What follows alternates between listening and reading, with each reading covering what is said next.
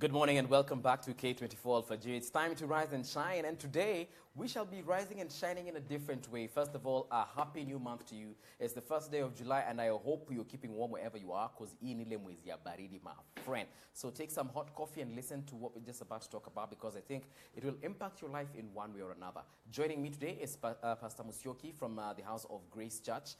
He's here to talk about dealing with shame. Now, shame comes in different shapes and sizes, from shame in crime, shame in just your social life, shame in your education, shame in so many areas, and that is what Pasi is here to talk about. So, Pasi, karibu tena sana. Asante sana. This is, I think, the 10th time I'm having you here. Ama ni venye nimekuona sana mpaka I feel like. I think so. Yeah? Karibu sana. Always a pleasure having you here. Thank you very much. Before we came on air, we spoke about shame in so many perspectives. But before we get into those perspectives, maybe we can define what shame is. Shame, in my understanding, is a feeling that comes with a mixture of several feelings. One, it comes with guilt of an occurrence that has happened, and you feel guilty about it because it is maybe not a good thing that you have done, or that has been done to you, or that has happened to you. It comes with a feeling, another feeling of dishonor, where you feel that the respect that people had for you has now come down. It comes also with a feeling of like self-hate. Like the love that you have for yourself has now reduced because of the way you feel that people are seeing you, or the way now you see yourself. All right. Is it possible to be ashamed on behalf of someone? Like I would be ashamed of a parent or a brother or a sister, a friend. Who misbehave up aside. I'll be ashamed on your behalf and be like, Akiri, why did I call this guy? Yes. All right, you so can be ashamed. Someone else can make you feel ashamed. Because of your association. It depends on your association with this person. You don't get ashamed. You don't get that feeling of shame when someone misbehaves and you're not associated with them in any way. All right. But if it is someone that is connected with you, maybe a colleague, maybe a family member, maybe a close friend, then that feeling will come because of the degree of association that you share with that individual. All right. So let's get into it. Shame, like we said, comes in all shapes and sizes. There are people who are ashamed because of a past life. For instance, a life of crime. You were a thief before, nyongolo. You probably murdered someone. You were a rapist, and now you've realized that that was a bad life that you used to lead, and now you've decided to not do those things anymore, but they still haunt you because your victims are still there. You probably see them every single day. Mistakes that you have done in life. Exactly. They can make you feel ashamed. But shame goes to another level. It becomes worse. If someone else is trying to use it against you in order to get mileage, shame that is just normal from mistakes that you have done in life, gradually is corrected when you correct your errors and you correct your deeds, and you replace them with other more positive and enriching deeds. But it becomes very difficult now when the people that know your shame, maybe they are interested in something that you're also interested in. And they use your shame now to get mileage against you, either politically or maybe in the business field, the corporate field, or maybe there's a position or a position in your place of work that both of you or several of you want, and now they use your shame to demerit you. So that they come above you. That is now where shame now begins to become difficult. When we say it is being used now as a weapon against you. In life. A weapon. It's a very strong word, weapon. Yes. Sometimes we are also ashamed of a past that might not necessarily be our fault. For instance, people are about to sit for their KCP and KCSE. The pass mark is 500. then where will ulipata 196, and then the entire village is now laughing at you like, unaona huyu ni mjinga. Yes. You know, he cannot or she cannot make anything out of his or her life. Is that also shame? That's a different kind of situation. It is shame because of the way it is now being used against you. Okay. It is being used to limit you, to put you. I've heard recently, even in our society, where people try to limit others by telling them, this is the grade you got in school. You know, you have this amount of money, you're in this position of leadership, but remember, this is your grade, you know. And you see, how it is used against you is what makes that shame to come back. I remember, you can have dealt with it. Yes. You may have dealt with it, and you may have changed the things that caused it to come. But as long as it is being propped up, every now and then, being brought up in every conversation here and there, because someone wants to use it for other ulterior motives. Now that's where shame now begins to become difficult. Because I remember the governor for Mombasa, Governor Joho. Yes. I think people say he got what? Was it a D? Yeah, I think something of that sort. And everyone is, laughing at him, saying that, you know what, shule ulikuanga fala. And yet he is running an entire economy. Yes. Yes. And he has done many other things in life that prove that the failures of the past have been overcome. Yes. And they have been superseded by other achievements in life that... but you see, there are people who like to go back there. Yeah, especially if, now, like you mentioned, it's now a political weapon. Yes. Governor Waititu as well. Also, he went to Punjab University. And then people say, he can hardly construct a sentence in English and so on. So there's this shaming in society. Yes. And it goes beyond just now our politicians, but even individuals. People are body shamed. You're told you're too fat, you're too thin. Shame for people that are in public life. People that are in leadership, either in religious institutions or political institutions or other institutions, maybe institutions of learning or whatever. As long as you're occupying a public position, shame is always a weapon that can be used against you. You've got to get to a point where you come to the realization that some things that have happened in your life, they will be used against you by people who want to access mileage against you in your area of operation. Okay. Yes. But sometimes shame is also brought upon us by the institutions that we expect to protect us. Yes. For instance, earlier on you mentioned the church. Yes. And sometimes the church can also shame you in one way or another. For instance, I have seen people in situations whereby they get children out of wedlock, and they're excommunicated from the church. They're told, now you're no longer part of this congregation. Is that also shaming, or that's punishment? It is punishment. There is someone who will say it is punishment, but the truth of the matter is that it is punishment that brings shame. Makes you look good, makes the punisher look good and holy and upright, but creates shame in the other party. But Jesus was not like that. Jesus was not a leader, a religious leader that was very interested in bringing shame to his followers or to those that failed. Jesus was gracious. He gave people an opportunity to correct their wrongs, to correct their mistakes, and to still remain in the faith without necessarily shaming them. He had a realistic expectation of human beings with an understanding of human nature. And Jesus said that no one is perfect. Jesus said, no one is perfect. Somebody came and called him good. And Jesus said, why do you call me good? And you know that there is nobody who is good except God.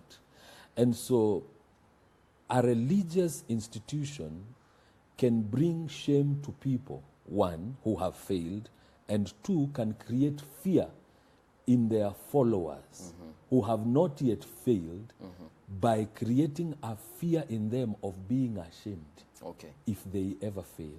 because of having an extraordinary or an exaggerated expectation from people that people are perfect. Right. And in order to correct that, there must be a degree of forgiveness. We must approach people with a degree of forgiveness, with a degree of mercy, with a degree of grace, whereby we value the person more, that person, that soul. Right. We value that person more than the appearance we would like to make of ourselves as perfect people. We have people who are afraid of going to church because they are pregnant and Yes. they cannot explain where this pregnancy came from. Yes. Because we know for sure, she's not married. Yes. Yeah. But she's going to church, utamwona akipokea sacrament, and there's judgment, obviously. There is judgment. It puts pressure on both parties because a religious institution also wants to be seen not to be advocating for such a lenient lifestyle. Okay. They want to be seen that they have their principles and they are defending the gospel, the uprightness that it recommends. Right. And sometimes they are in a paradox. They would like to help this person. Right. But at the same time, they have a position that they want to, they have an image that they want to portray to the others so that they do not set an example of looking like they are lenient. Right. And at the same time, there is this person and they would like to. So it's a paradox that has always been difficult to balance. Yes. For regular religious leaders. Yeah. Yes. Balancing is the problem. Is the problem. They may want to help this person, but still they have a name to protect, I think. But sometimes it's not just the leaders, but even just ask kawaida congregants. Yes. You know, there's so much judging because of the gossip. You know, if we see someone is in a situation, we start saying, oh, Flani nowadays is a drug addict. We shouldn't associate with this person. Flani, you know, is a prostitute. We shouldn't associate with this person, and so on and so forth. We are the ones who are bringing shame to these people. And the shame is increased when people now suddenly stop talking to you. People pull back, pull away from you. No longer doing business with you. Yes, they don't want to be associated with you. They don't invite you for dinner anymore. Exactly. For road trips anymore. Yes. Yes. Hata kwa WhatsApp group unaona umeleftishwa. Yes. Yes. Or maybe you post something on Facebook and there's no more likes. Exactly. Or people from a certain church can no longer now like your stuff because they will be deemed to be associating with you. I mean, it's a social, it's a paradox in society that I don't know how we can change that. Yep. Except by getting people with a big heart, with a gracious heart, and with a heart that has got love. Right. My understanding is that the medicine for shame is love. Love. Right. Because the Bible says that love covers a multitude of sins. A person that loves you or a person that carries love in their heart, they see you as more valuable. Right. As an individual, more valuable than what your mistakes have, implicated. Okay. In a family, for example, it is only love that keeps us together when for example, when maybe our spouses fail, or maybe our children, right, or maybe our brothers and sisters, our relatives, when they fail, we are able to forgive and stick together. Yes. And we have this saying that says blood is thicker than water. It is an explanation of why we still stick together in spite of the failures of those of us who are related to one another. Right. It is based on a certain type of love. It is funny that you're mentioning this love between relatives, and Sometimes it is even our own parents or even our own children who are ashamed of us. We have situations whereby parents are hiding their kids from society for one reason or another. Probably this child is sick. Probably this child is, like you said, a failure, KCPE, KCSE kind of failure, or is a drug addict, alienda akapata mimba nje. So, you know, you hide this daughter of yours because now you are ashamed of showing her to the world, because you as a parent will also be judged. Alipata aje mimba. It is your upbringing that has, you know, led her to that situation.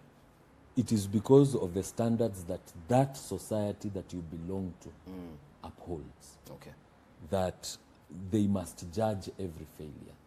That if someone does not pass their examinations, blame has got to be apportioned on either them or their parents or their teachers or something. Yes. Someone has got to be blamed. And I think I heard the president the other day telling students that not to take this thing like a life and death, you know, situation whereby that if you don't do very well, and we are not saying that people should not pass their examinations, but we are saying that if you don't perform very well, you should not commit suicide. It's not a life and death matter. You can be able to correct. There's life after that. After that, and you can also be able to correct your failures at a later stage. You can still, you know, catch up with your education at a later stage. You can correct other things at a later stage. You can do other skills. You don't have to do other education way. Yes, so that so that we try and reduce the shame that we apportion to people in our societies. Right. That if a relationship fails, you feel so ashamed that you had rather die than go out to the shopping center for people to see you. I mean, it's the society, it's the values that the society we belong to. Yes. The values that that society upholds. But we've got to change some things and come up with a concept that says, I am a good person, even though sometimes I do fail. Right. I am a lovable person, even though sometimes I make mistakes. It does not mean that just because sometimes I fail, that I am completely a failure. My bishop usually says that just because you failed once, does not mean that you are a failure. It's true. I mean, we have got to change that concept so that when people fail to pass their examinations, when people make a mistake in life, they don't feel entirely useless. Okay. Or entirely rejected by the community. This morning, someone was just telling us that their father has decided to excommunicate this person because he has another family and this child was born out of wedlock. Na hatakangi akijulikana. And she feels as though the dad is ashamed of her. And she feels as though, yani, babangu hataki tuonekane pamoja because I am not something that he is proud of. No. She said the father sends her even money. Yes. They talk. He supports her. But they will never meet physically. They will not meet physically. He is not ashamed of her. He is ashamed of how the people who will see him with her will treat him from there henceforth. All right. If he was sure that the people that will know about this, 50% of them will not judge him. Okay. 50% of them will not, withdraw their love and affirmation for him. Or respect for him. I think he would still, he has a heart, somewhere in his heart, he has an affection for this person. Okay. He has care for this person. But his affection and care for this person is limited by how the society that he belongs to. Yes. It is not the entire society. Right. There are people who belong to societies whereby they are, they have a big heart. They'll understand. But the reason why he's behaving like that is because he belongs to a community, a setup in community. Yes. that does not have understanding. And he feels that community will retaliate against him if they find out. But sometimes, Pasi, there are some things we are afraid of, only to discover there was nothing to fear. You're afraid of that judgment, and when that story finally comes out, there is no judgment. Unashangaa, what was I afraid of? Or you find out that, kumbe, I am not the only one. I'm not the only one. This thing has happened to so many people. Yes. And they are still alive. Now, they are still, and they are going on. You know, and you realize, and that's one of the things that I think in dealing with shame, that a person must now begin, because shame also has solutions and cures. Exactly. One of them is to come to a realization that you're not the only one who has ever failed. That thing that is making you feel that shameful. You cannot come out of the house and go back to society. If you look around, you will find that there are others who have gone through that or even worse. And they have struggled and overcome, and they have come back in society, and we don't remember them for that thing anymore. For example, I'll give you a good example. Bill Clinton. Yes. And the Lewinsky saga. Scandal, yes. You know, it is so interesting that today when you see Bill Clinton, you don't remember Lewinsky. You don't even remember Lewinsky. That this man was able to deal with that crisis and change it and solve it and do a lot of other very good things in society. That when we see him, we do not remember him for this one act of failure that he committed. But we remember him for many other good deeds that he has done. So one of the things you must do in the healing of your shame is to realize that you're not the only person, and you're not the first, neither will you be the last one to be in that situation. But that you can change how people perceive you, regardless, or how you perceive yourself by, first of all, changing. You change. That thing that brought you shame, you stop it, you change. You begin doing other things that are good and positive. You purposely commit now to bring that change. That bring honor rather than shame. Gradually, with time, you will find that now there is another group, another set of people. There are people that would like to completely refuse to forget your shame. But you will find that there is now another group of people will shift with you that will begin to know you for better things, for other better things that you have done, for other better acts, acts of kindness, acts of mercy, you know, philanthropic acts that will now begin to define your personality in a different way. And we